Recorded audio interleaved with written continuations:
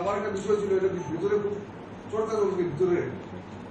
2018 সালের আগ পর্যন্ত এত লোডশেডিং ছিল না, বিদ্যুতের চপলতা ছিল না, বিদ্যুৎ বিভ্রাট ছিল না। দেখবি স্যার, 2018 সালের পর থেকে প্রচন্ড বিদ্যুৎ বিভ্রাট শুরু হয়েছে।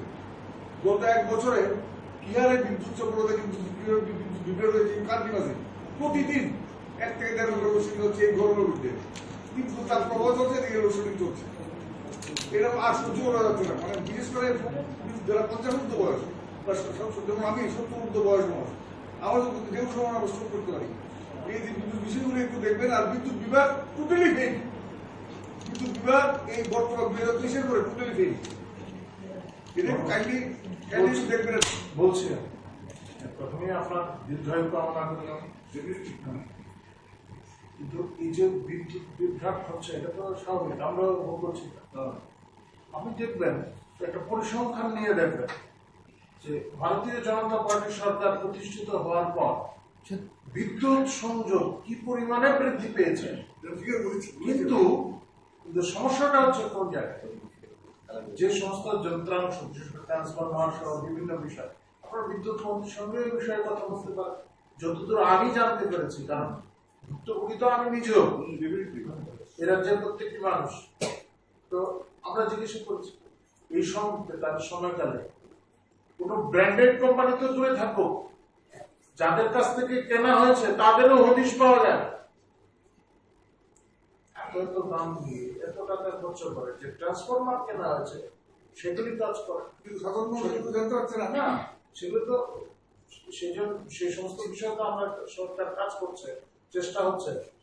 কিন্তু বিদ্যুৎ সংযোগ বৃদ্ধি পেয়েছে অনেক ক্ষেত্রে, কিন্তু সেভাবে ট্রান্সফরমার বা অন্যান্য যন্ত্রাংশ অনেক জটিলতা রয়েছে সেখানে, এবং সরকার সেগুলি সাহায্য করে করার চেষ্টা করছে। জানেন এই সময়কালে কি হয়েছে, আপনারা বিদ্যুৎ মন্ত্রীর সঙ্গে কথা বললেও পাবেন এই সমস্ত তথ্য। তো জায়গায় ট্রান্সফরমার বিকল হয়ে যায় এত দ্রুত, পরবর্তী সময় খোঁজ নিয়ে জানা যায় এই ট্রান্সফরমার কাছ থেকে কেনা হয়েছে, সেই ব্যক্তির কোনো হদিশ নেই। আর এই সময়কালের মধ্যে আমাদের সরকার আসা দেখবেন কোথা থেকে কেনা হচ্ছে সুনির্দিষ্ট সমস্ত তথ্য আছে। বলছিলেন তো মানে কোনো টেন্ডার ছাড়া বলে কাজ হয়ে যায়, আমাদের সময় তো ই টেন্ডারে কাজ হচ্ছে। জানেন না সমস্ত বিষয়ে বলছে। যাই হোক, বিভক্ত তো যেটা আপনি বলেছেন সেটা অস্বীকার করার কোনো উপায় নেই।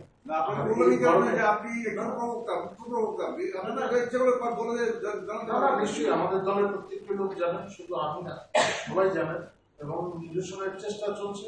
সমস্যাটা কোন জায়গায় সেটা আমি বললাম, এবং সেই সমস্যার সমাধানের চেষ্টা চলছে। আর গরম অত্যধিক বেড়েছে, বিদ্যুতের চাহিদাটাও বেড়েছে, ফলে সেই জায়গায় তো সরবরাহ যোগান দেওয়ার ক্ষেত্রে এই সমস্ত জটিলতা, যন্ত্রাংশ অন্তর্গত এই সমস্ত বিষয়টা একটা বড় সমস্যার সৃষ্টি করছে। যেগুলি কম জামানায় কেনা হয়েছিল, যেগুলি প্রয়োগে আছে, সেগুলি নিতান্তই খারাপ।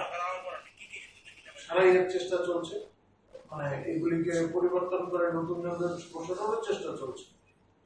আর যদি কারো কিছু একটা বিষয় ছিল, যেহেতু সরকারের কিছু একটা অংশ নিয়ে জিতেন বাবু বক্তব্য আপনি দিয়েছেন, সেক্ষেত্রে জিতেন বাবু সহ বেশ কয়েকজন বিধায়ক অভিযোগ করেছেন, সরাসরি অভিযোগ করেছেন, এবং আজকে সম্ভবত সাম্প্রদায়িক অনুষ্ঠান ছিল, সেখানে জিতেন বাবু এলাকার বিধায়ক, জনপ্রতিনিধি, স্থানীয় বিধায়ক, তাকে নিমন্ত্রণ করা হয়নি।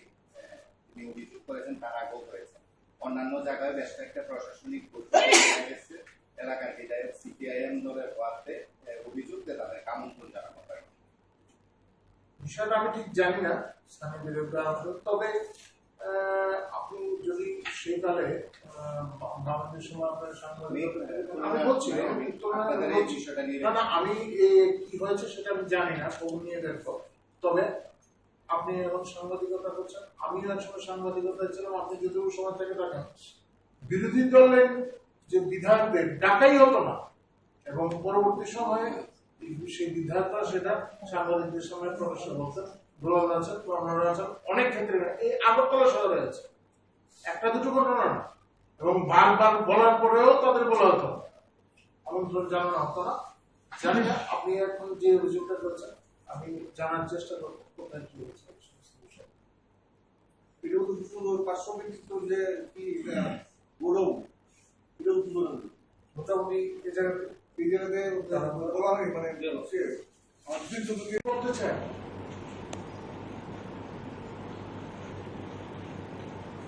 এই যে বিভিন্ন জায়গায় বিভিন্ন ধরনের ঘটনা ঘটছে, আইন শৃঙ্খলা সংক্রান্ত যে সমস্ত ঘটনা, ন্যাশনাল ক্রাইম ব্যুরো তার যে রেকর্ড, আমাদের বক্তব্য না। 2018 থেকে 22 পর্যন্ত কনভিকশন রেট পূর্বের তুলনায় 50% বৃদ্ধি পেয়েছে। এটা একটা রেকর্ড। তিনি হিসাব দিচ্ছেন এতজন খুন হয়েছে, অস্বাভাবিক মৃত্যুর কথা বলেছেন। ভাবটা যেন এমন, এই অস্বাভাবিক মৃত্যুর জন্য ভারতীয় জনতা পার্টির সরকার দেয়।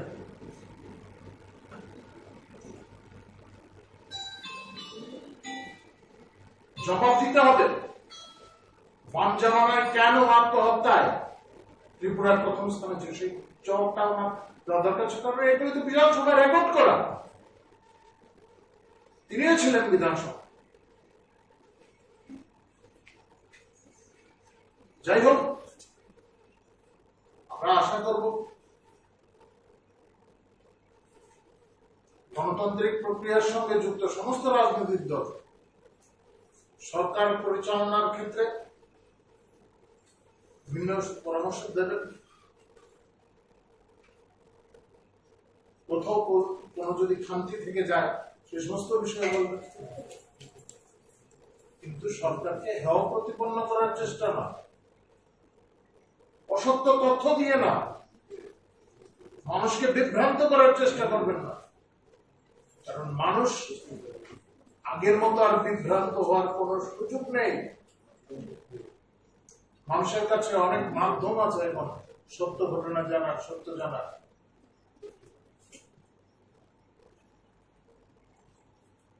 এই ওনার বক্তব্যের মধ্যে অনেকের নাম না নিয়ে অনেক অভিযোগ করেছে। নামগুলি নিলে দিতে পারতেন, নামগুলি নেননি এই কারণে ওনারও ভয় আছে, তা আদালতে যেতে হতে পারে, এই জন্য নামগুলি নেন। যাই হোক, অভিযোগ যে কারোর বিরুদ্ধে থাকলে তথ্য প্রমাণ সহ কথা বললে ভালো। আমার মনে হয় না আর কোনো বিষয় বাকিয়েছে। তবু আপনাদের তরফ থেকে কোনো বিষয় যদি জিজ্ঞাসা থাকে আপনারা আমাকে জিজ্ঞাসা করতে পারেন। কর্মচারীদের জন্য 8% দিয়ে দিয়েছেন এবং অবসররত কর্মচারীদের জন্য 8% দিয়ে দিয়েছেন। আমাদের ত্রিপুরার কর্মচারীরা 24% দিয়ে পাবো না, বকেয়া রয়েছে এবং অবসররত কর্মচারী রয়েছে। এইভাবে কর্মচারীদের বিষয়ে আপনারা জানেন নির্বাচন আগ্রহ এবং আমাদের সরকার খুব যথেষ্ট এই বিষয়ে নীতিবাচক মনোভাব নিয়ে এগোচ্ছে। পেয়ে যাবেন সরাসরি কিছু না কিছু। ঠিক আছে, আপনি তো বলে যে পেয়ে যাবেন। ধন্যবাদ। সামনে